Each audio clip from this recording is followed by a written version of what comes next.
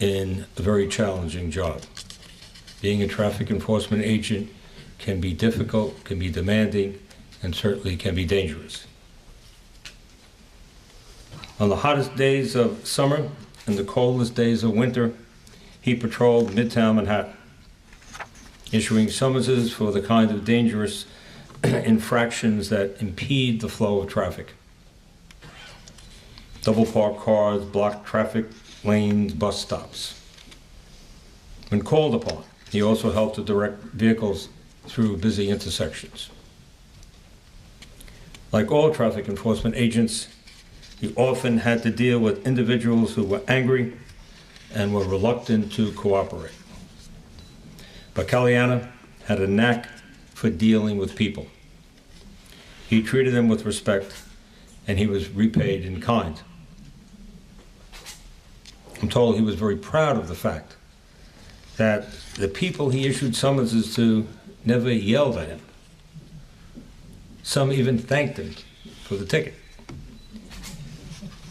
The public doesn't always hear about the fine work of our traffic enforcement agents, but they feel the effect of their work every day. It's what enables 8.5 million people to travel through the city carefully and peacefully. The fact is, Caliana was part of an outstanding team that has driven traffic fatalities to their lowest levels since 1910.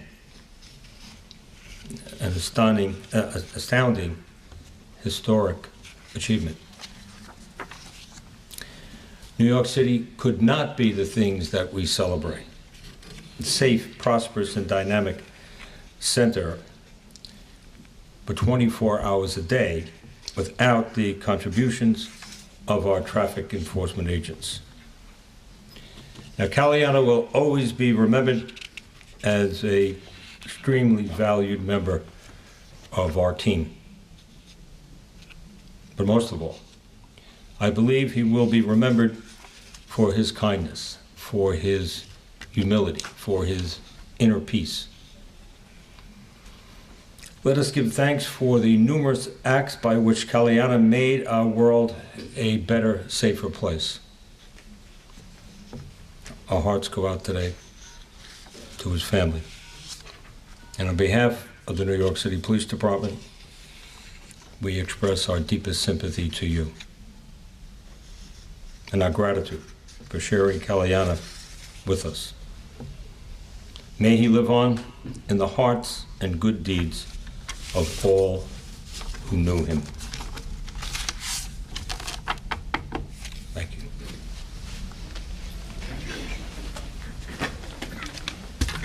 And thank you, Commissioner Kelly. I now would like to introduce Dr. Nisanter Vandernek.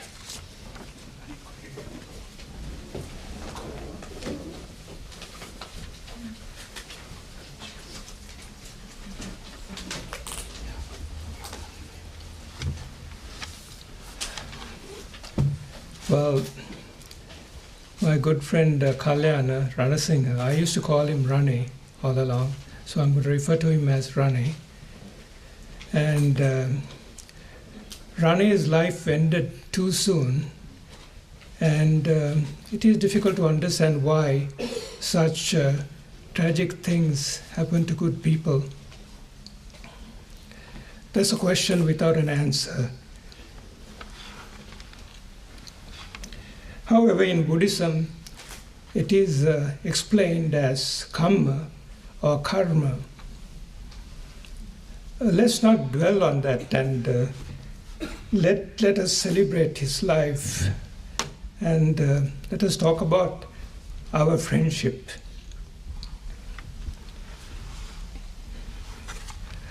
I met Caliana for the first time in grade 2. And Caliana and Rani and I bonded instantly, and we became good friends. And we have remained friends for all these years. And ladies and gentlemen, that was 65 years ago.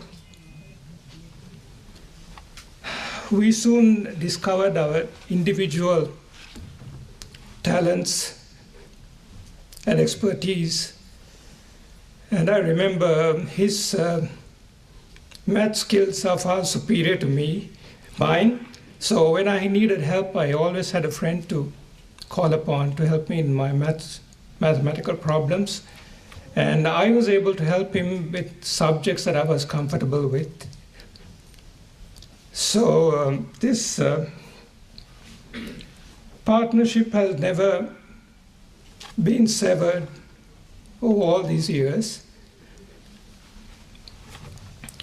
We got involved in various extracurricular activities in school, such as sports activities. He was into track and field, I was into cricket, and we supported each other in all the different events. We were there to cheer and support each other. We got involved in the swim club, the drama club, and scouting, of course. And we used our individual talents and expertise to obtain the various merit badges, and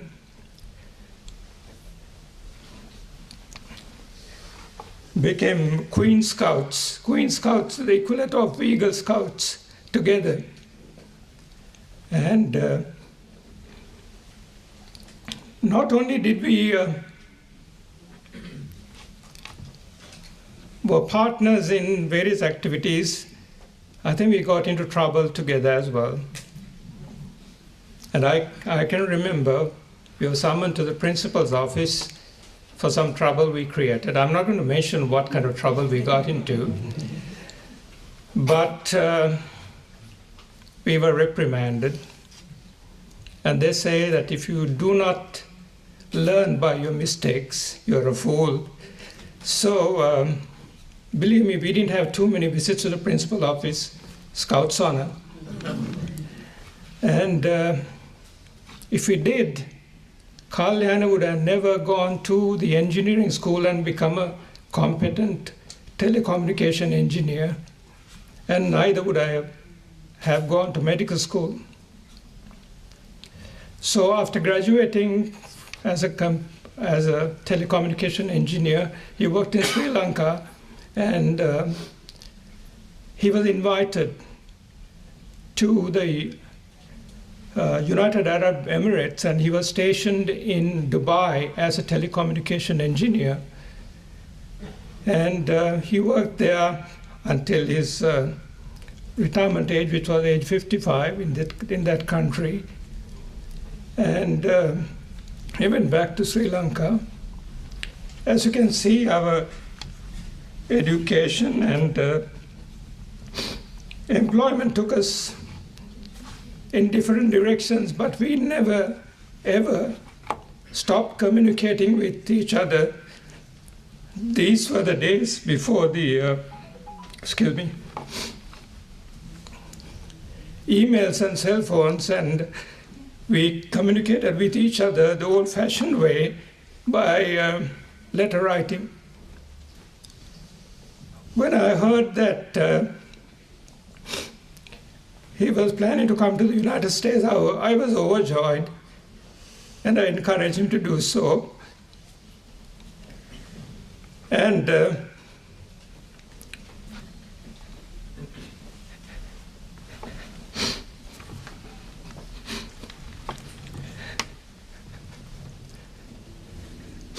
after he arrived in the US, we spoke to each other at least once a week, in addition to the emails and the visits. I had the pleasure of talking to some of his co-workers yesterday, and as Commissioner Kelly mentioned, they said that Rane touched them in a very positive way, and comments like he was a gentleman, he was a kind-hearted man, honest and dependable, and a positive attitude was some of the comments I heard. Of course, I knew this for 65 years. That's why we remain good friends, best friends.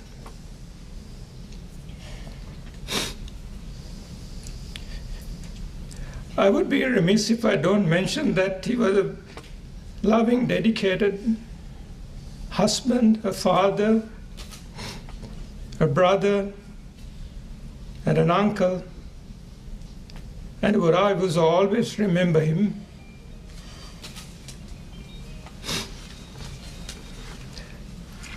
When I do my loving kindness meditation, I think of my friends, and I always mention Rane's name.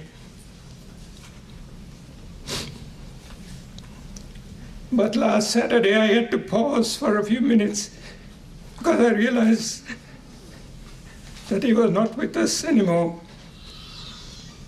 So I had to change my format and say, Rane, wherever you are, may you be well and happy, be free of sorrow, and so on. Thank you. I will be doing my loving kindness meditation twice a day, every day, and I would be thanking him at least twice a day, every day, till my brain function permits me to do so. And in the Buddhist tradition, I would say, Rane, may you attain nirvana, that is enlightenment. Thank you. Thank you, Doctor. Thank you.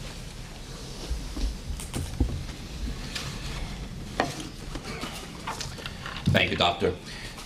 I'd now like to introduce Dr. Walter Kanagaraga.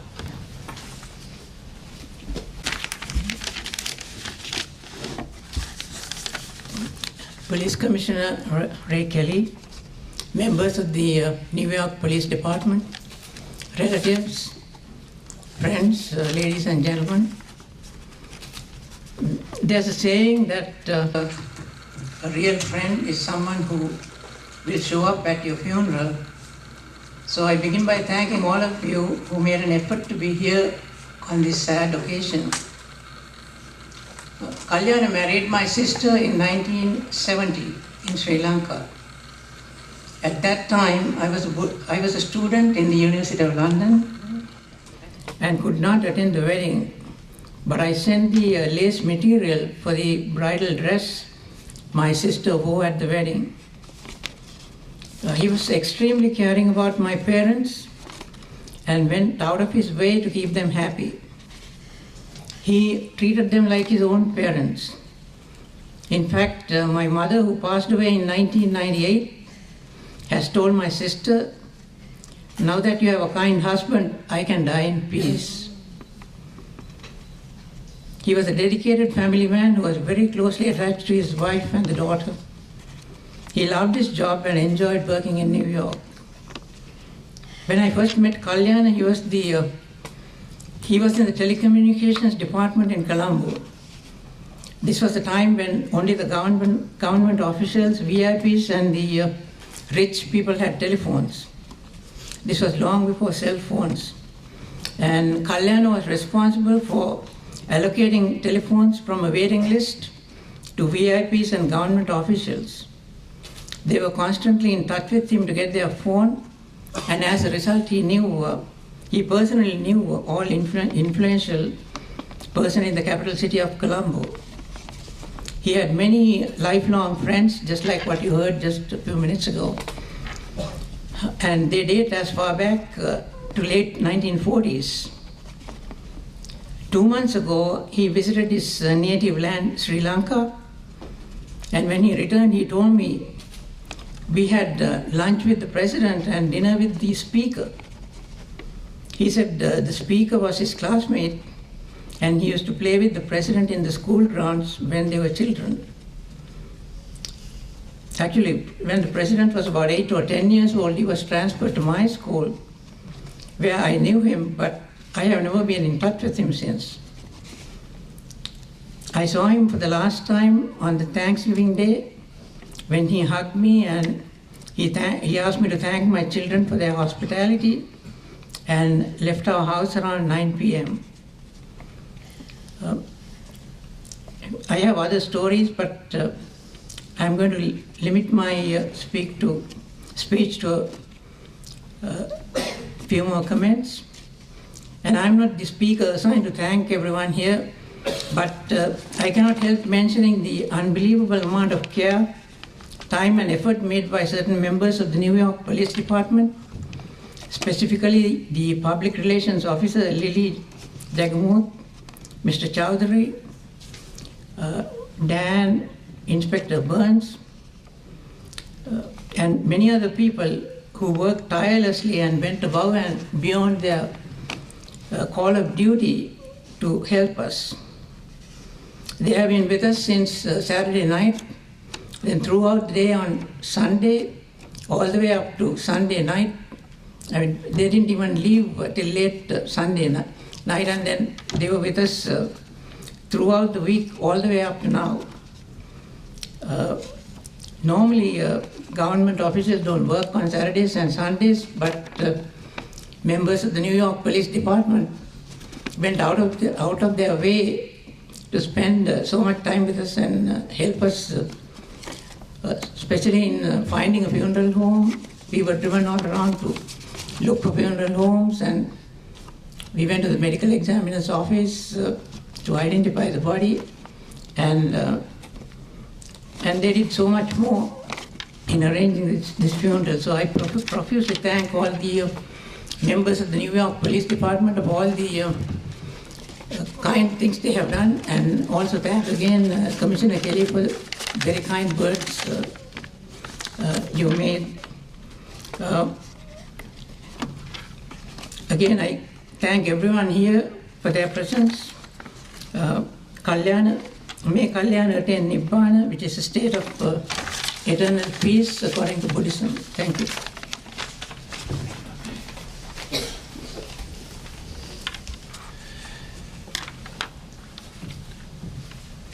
Thank you, Doctor. And now I'd like to introduce Lihiru Kanagara.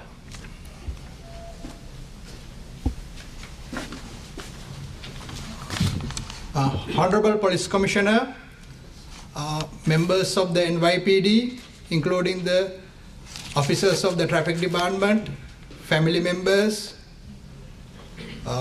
relatives, friends from the New York Buddhist Vihara, friends from the Parkchester community, and friends from the Human Resources Department of the New York City, friends from the Hudson News, and all others. Thank you for coming to the funeral of Mr. Kalyanaratna Ranasinghe. He's my uncle, and I knew him from the day I was born in 1985, and he took care of me like his own son, and all the important events in my life, he attended them, and I learned a lot from him.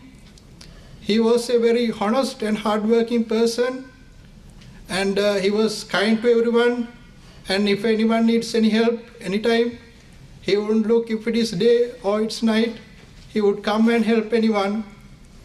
And he was the most friendliest person I ever met.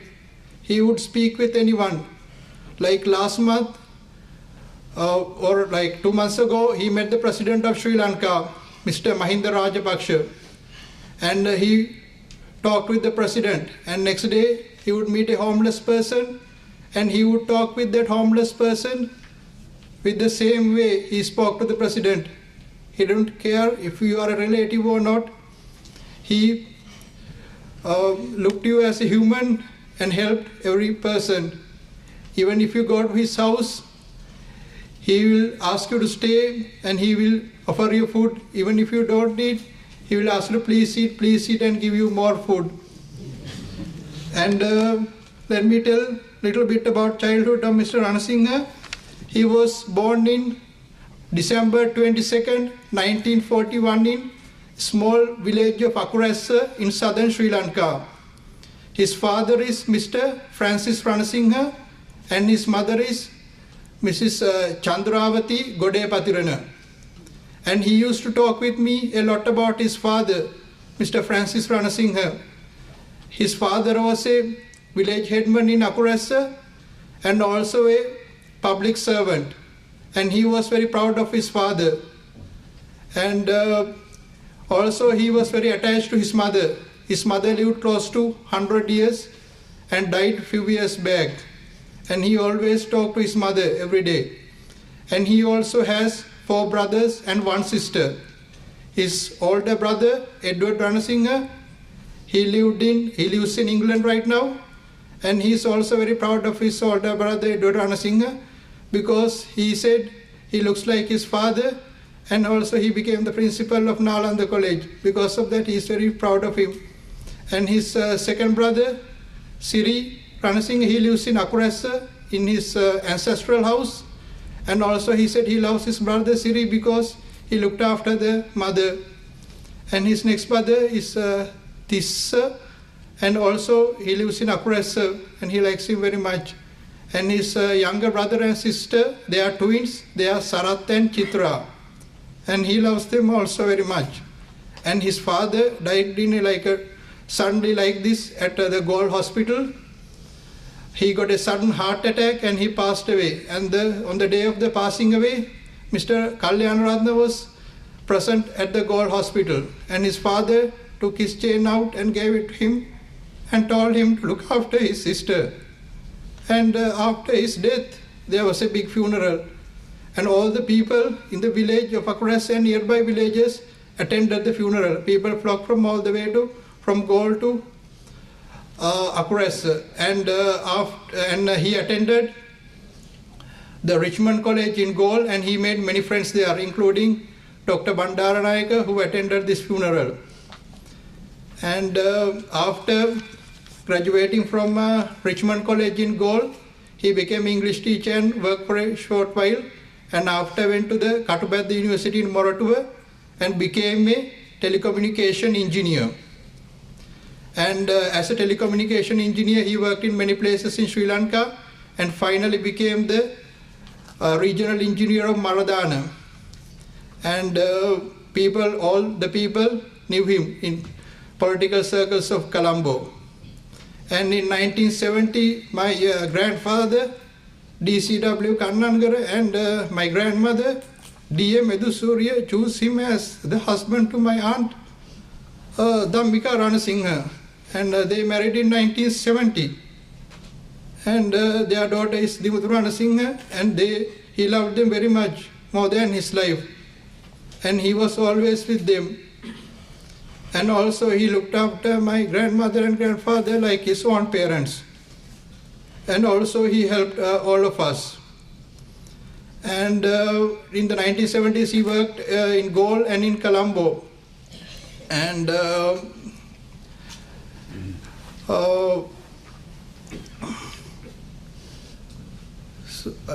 after that he got a scholarship and he went to Finland and spent a while in Finland, and he went to Oman and worked at the Defense Department of Oman. And he worked in Dubai in the Etisalat many years as an engineer. And in 2001 his daughter Dimuthu, she got a scholarship and she got into the Moravian College in Pennsylvania, and they decided to immigrate to the United States. And Mr. Ranasinghe was very attached to his daughter, and he also decided to come to the United States. And in 2006, days before his birthday, he joined the traffic department. And he loved working for the traffic department because it is a job he loved to do, because he was a people's person. He loved talking with everyone. All the people in the stores and all the taxi drivers in Manhattan knew him. And all of them loved him very much. And all his co-workers loved him very much. They always talk good about him. And when I was young, and